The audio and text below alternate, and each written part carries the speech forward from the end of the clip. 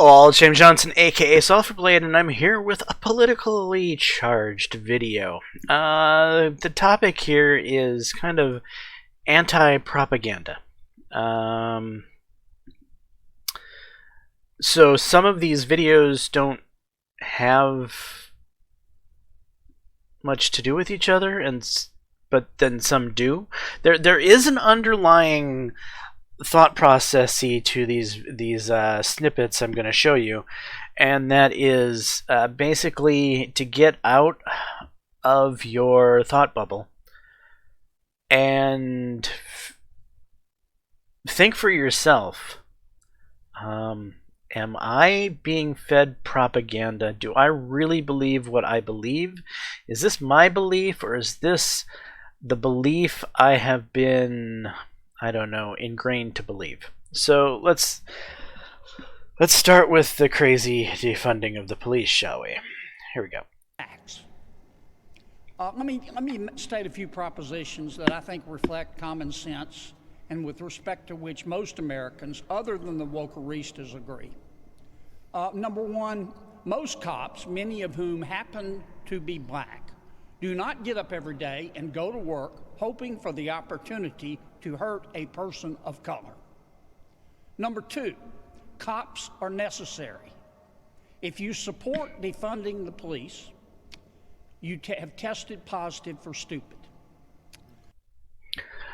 All right, so there you have it. You might not like this guy because he's a Republican. You may, but listen to the words. Do you really disagree with the sentiment? Most sane people shouldn't. If you disagree with what Senator Kennedy is saying here, you need to stop and really start looking into what it is you think you believe. Because if you actually believe we need to disband the police, you may have something seriously wrong going on.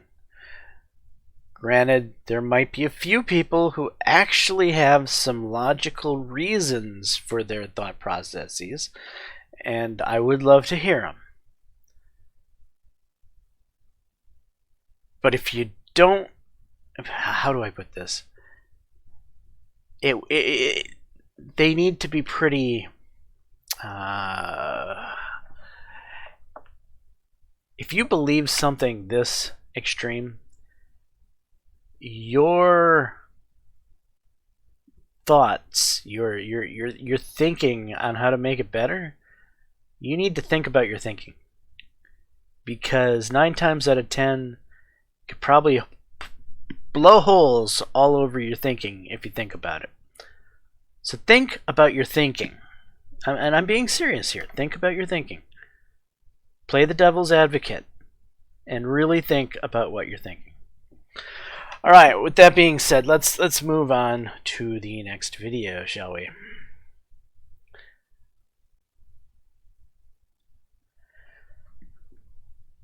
This is Rose Mcgowan. If you do not know, she is one of the Hollywood stars from Charmed. Her and Alyssa Milano, and I forget the last one's name. They were all co-stars in the long-running TV show Charmed, and they have very similar political takes typically. Alyssa Milano is known for her far left pushing of the Me Too movement, as is Rose Mcgowan. That's not to say that Me Too is a bad thing. So the Me Too movement, like pretty much every movement that there's ever been, was started in some well-founded reason, right? They didn't just go out and say let's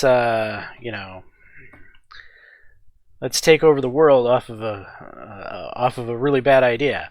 You know, they had solid reasons for pushing the Me Too movement. However, like anything like feminism, Me Too, etc., there's always the ability to exploit a movement. There's always the ability to take the movement too far. As most of us know, feminism has been taken far too far. But that's a different story, right? That's another conversation. Rose McGowan has the balls, being a long time what some of us would consider a hard left Democrat. She has the balls to come on Fox and deliver a message that really resonates here about propaganda, about believing something for the sake of believing it. Listen to her words. Of how to do this, where can people find your work these days? At Rose McGowan on Twitter, where I am shadow banned and suppressed. At Instagram, at Rose McGowan. Instagram's kind of my softer side.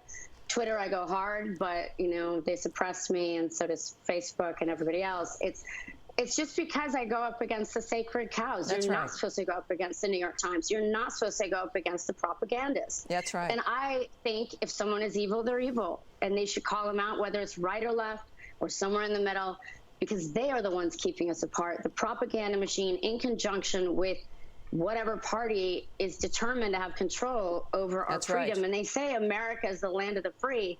Well, we have to fight for it. I'm not conservative in my beliefs. I believe in different personal freedoms, and maybe people watching this, but I can still be your friend. I can still be your ally, and I can still want the best for you. Bravo. That is a heartwarming statement. It actually kind of brings tears to my eyes. It makes me feel all warm and fuzzy. It hits me in an emotional place.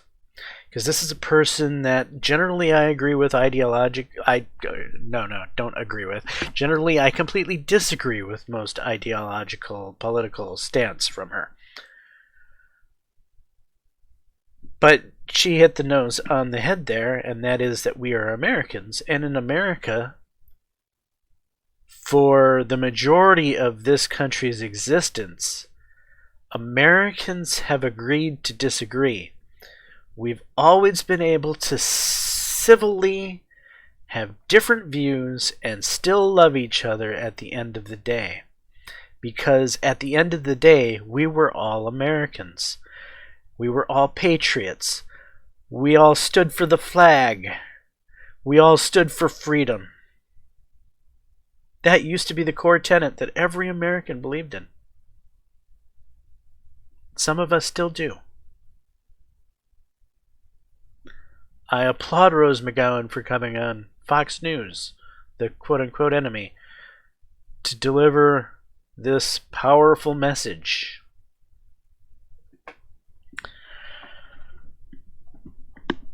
So, continuing on the topic of propaganda,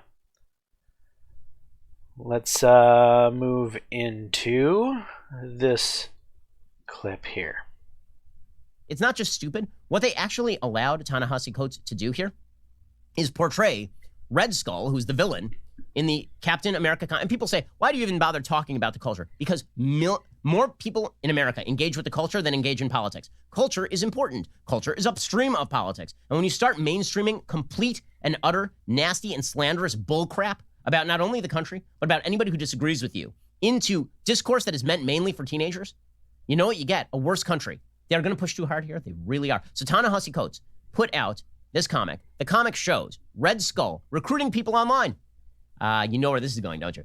Recruiting people online, Red Skull, right? Who's a Nazi, right? Red Skull, as a character, is a Nazi who had his face burned off, and he's now a mutant and all this. Okay, and here is the panel. It says the Red Skull. It is a picture of the Red Skull on a laptop, and it says 10 rules for life next to his face. Who do you think that's supposed to be? 10 rules for life. Could that possibly be Jordan Peterson? Just to reiterate the point, just to make sure that you know it's supposed to be Jordan Peterson, it then says in the corner, chaos and order. Because, of course, Jordan's books are all about leading finding order within the chaos, right? These are terms that Jordan frequently uses, and he talks about feminism. And so just to make sure, it says the feminist trap, right? The feminist trap. So you're supposed to know that this is, in fact, Jordan Peterson. And not only that, he then has a reference to Carl Luger, who, of course, is a deeply famous anti-Semite, viewed as sort of a model for Nazism in the pre-Nazi era, who's sort of the proto-Nazi. So the idea is that Jordan is a Nazi. Okay, that's absurd on its face. It's absurd. It's slanderous. Honest to God, it's disgusting because Ta-Nehisi Coates is just a damned liar. So I know Jordan. I've read pretty much everything Jordan's written. I've watched many of his videos, as you have, I'm sure. The notion that he is pro-Nazi is insane. It is insipid and it is ridiculous. But the Red Skull is a Nazi and is actually Jordan Peterson in this comic, directed toward teenagers. Directed towards teenagers, and why? Because they want teenagers to correlate the messages in the comic, and that's that these values that Jordan Peterson holds are inherently evil.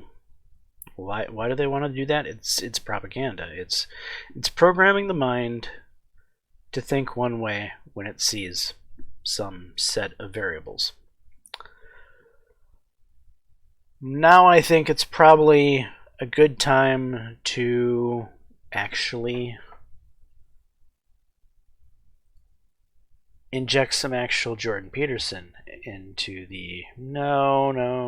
Yes, we're going to inject Jordan Peterson into the conversation here. Now, this entire video, 29 minutes and 40 seconds, I'm not going to show you, obviously. I'm going to show you a couple excerpts. This man is really an incredible man. He was very much front and center on the online and in most people's minds for a period of time, and then he had a pretty serious health issue that the left has spun, propagandized in a pretty flippant and bizarre way. But that's, again, part of the world we live in now. Everything is an opportunity to spin propaganda, especially when it's against someone who has such an incredible mind. This is the first video that Jordan Peterson has done since his health issues, which affected his wonderful mind, where it seems like the genius of the man that is Jordan Peterson is back on display. I mean, he's done other videos prior to this since returning from his hiatus from us, where he just didn't quite seem to be 100%. In this video, he does seem to be 100%, and he delivers some classic Jordan Peterson logic and clarity to a complex issue that is basically debunking the Communist Manifesto. But we're going to look at a couple short excerpts here so you understand who Jordan Peterson is and why this plays into the narrative. But the fact that you assume a priori that all the evil can be attributed to the capitalists and all the good, the bourgeoisie, and all the good could be attributed to the proletariat meant that you could hypothesize that a dictatorship of the proletariat could come about. And that was the first stage in the communist revolution. And remember, this is a call for revolution, and not just revolution, but bloody, violent revolution, and the overthrowing of all existent social structures.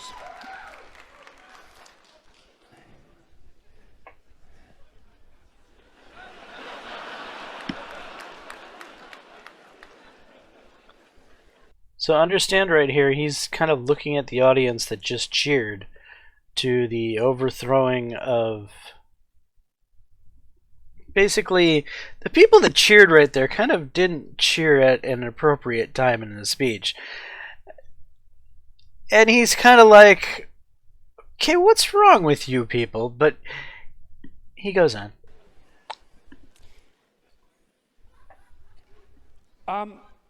Anyways, the problem with that, you see, is that because all the evil isn't divided so easily up into oppressor and oppressed, that when you do establish a dictator of the proletariat, to the degree that you can do that, which you actually can't because it's technically impossible and an absurd thing to consider to begin with, not least because of the problem of centralization. I mean, you have to hypothesize that you can take away all the property of the capitalists, you can replace the capitalist class with a minority of proletariats. How they're going to be chosen isn't exactly clear in the Communist Manifesto, that none of the people who are from the proletariat class are going to be corrupted by that sudden access to power because they're, well, by definition, good. So then you have the good people who are running the world, and you also have them centralized so that they can make decisions that are insanely complicated to make, in fact, impossibly complicated to make. And so that's a failure conceptually on both dimensions because, first of all the proletariat aren't going to be good, and when you put people in the same position as the evil capitalists, especially if you believe that social pressure is one of the determining factors of human character, which the Marxists certainly believe, then why wouldn't you assume that the proletariat would immediately become as or more corrupt than the capitalists, which is, of course, I would say exactly what happened every time this experiment was run. And then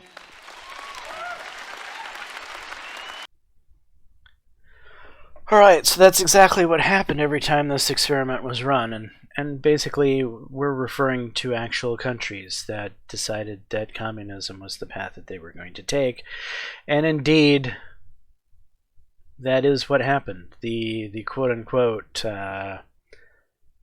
ruling class, well, they became just as corrupt as any other political system.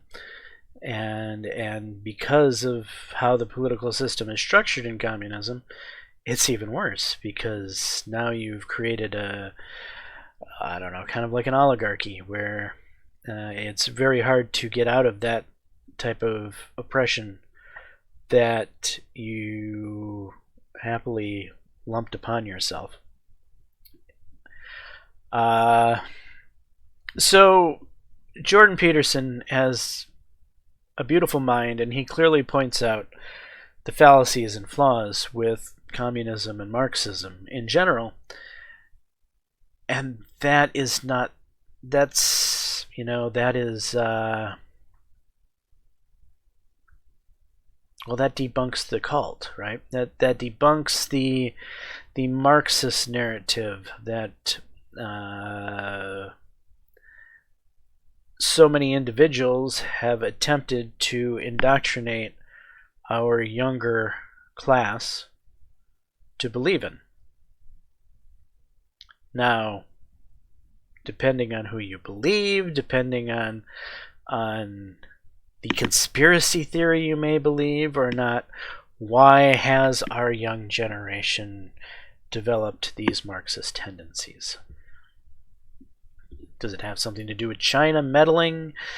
Has it been, a long-term goal of China to utilize our education system against us to cause hate and discord inside of our country so that they could overcome us on the global stage? Some people believe that. I don't know.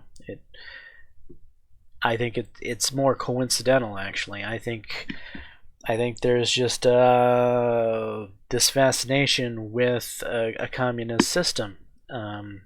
You grow up watching Star Trek, and ultimately the Federation is based off of an actual working pure communist model that works in a utopian society. So when you grow up watching Star Trek, you're like, oh, we want that. But we're not there, not as a species. I mean, humanity in Star Trek has overcome most of its petty virtuistic flaws and is able to adopt the most pure form of government. Well, we're certainly not there at this stage in our evolution. But anyway. Let's continue on with a little bit more Jordan Peterson.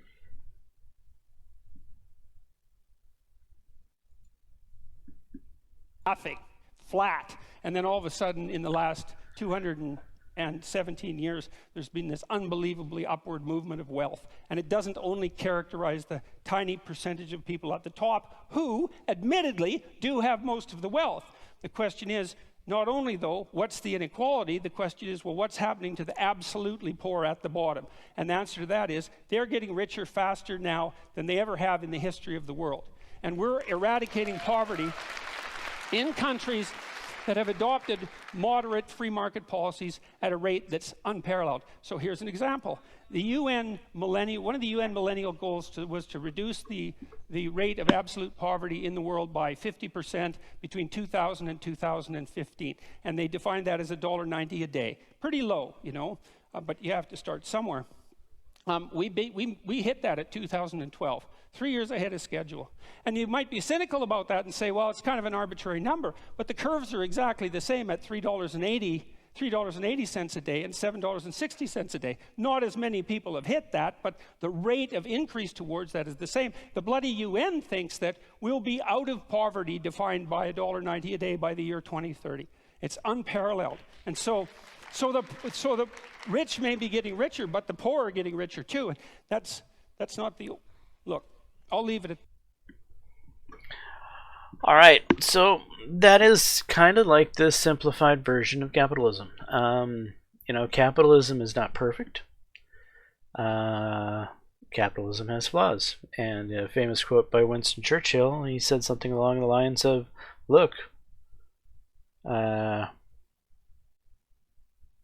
capitalism is a horrible form of government until you compare it to all the rest, right? He recognizes that there is no perfect form of government, and most of the others are far more flawed than capitalism is. All right, but you know, are you going to believe Jordan Peterson, the quote-unquote far-right guy who, I don't know, 10, 20 years ago was considered pretty left? But so many people on the left have been pushed to the far right with today's new propaganda. Everybody is far right. But let's hear from someone who's still, for the most part, considered on the left on this topic.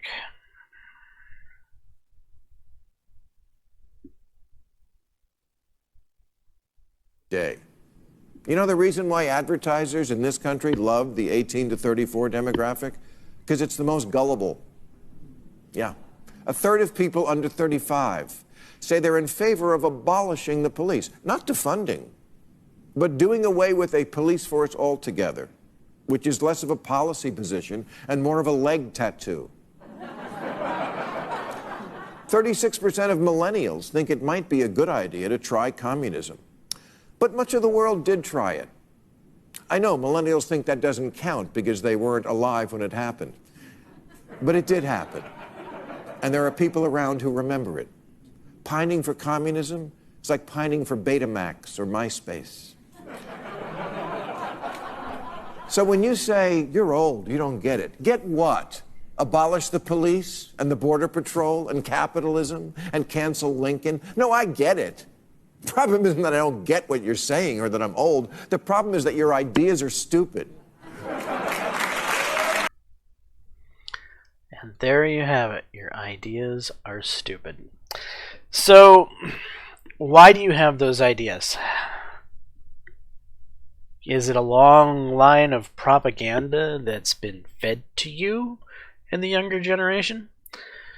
Comic strips, like, for instance, the Red Skull, being modeled after one of the greatest thinkers of our time, just so that they can distort his message and portray him as if he's a Nazi. This is the type of propaganda and tactics that happen these days. And I want to say that, you know, these are types of things that the left uses, but both parties do it. In fairness, both parties attempt to propagandize to make their positions look the best. However, The difference between the two parties, and you've probably heard this before and you just don't believe it, but you need to start believing it, is that on the right, people still think like individuals. They still weigh the facts and come up with their own conclusions, not the conclusions that Mitch McConnell told me to believe in, not the conclusions that Ted Cruz told me to believe in, not the conclusions that Ron Johnson told me to believe in. Believe it or not, the right still holds its politicians accountable. And you can see that very clearly by how vehemently and vilely we're going after certain members of the right, like Mitch McConnell. I don't see that on the left. You've got some really bad politicians on the left. Maxine Waters, for instance. You've got some really bad politicians on the left, like AOC. You got some horrible politicians on the left, like Nancy Pelosi. But the left doesn't seem to hold their politicians accountable the same way that the right holds its politicians accountable. Because the left receives its marching orders and abides by it. They think collectively. They think like they're part of a hive mind. The right says this about the left all the time. Why do we say that? Because it's true. You're stuck in some cult-like state. You believe the propaganda so badly that you're willing to change the goalpost on what is normal human thought processes. Before the year 2021, before the month of, what is this, April? Yeah. Before the month of April in the year 2021, if somebody came at you with a knife and a cop shot the person with the knife, nobody would have flinched or batted an eye or even remotely wondered if the cop did something wrong. Because that cop just saved your life. That was inherently believed thought processes across the entirety of humanity. Insert April 2021, and you have supposedly sane individuals on the left trying to say that kids get in knife fights all the time, and how dare a cop resort to using a gun to stop a knife fight. It leaves the jaw drop and hit the floor. There's actually supposedly sane, supposedly educated people who are actually saying this and believing it. Why? Because they gotta move the goalpost. The goalpost is constantly moving on the left on what's normal. I'm sorry, that's not normal behavior. Kids don't get in knife fights. It's just not something that those wacky little kids do with their knives and try to cut each other's eyes and livers and hearts out on a daily basis. But yet, as Bill Maher said, you have a young, gullible, receptive to stupidity group in the millennials. While he's saying that to an extent for laughs, how much of it is true? Are they actually believing this nonsense? And frighteningly, a lot of people do believe this nonsense. Because a Democrat said it, so it must be true. Start thinking for yourselves, people. That's all I ask. Do what your fellow Democrat, Rose McGowan, a person on the far left, told you to break out of your cult and think for yourself. And that's my video, folks. That's what I have for you. I'm James Johnson, aka Sulfurblade. This is my content. Hopefully you're enjoying it. If so, please leave a like and subscribe. And until the next time, all, peace.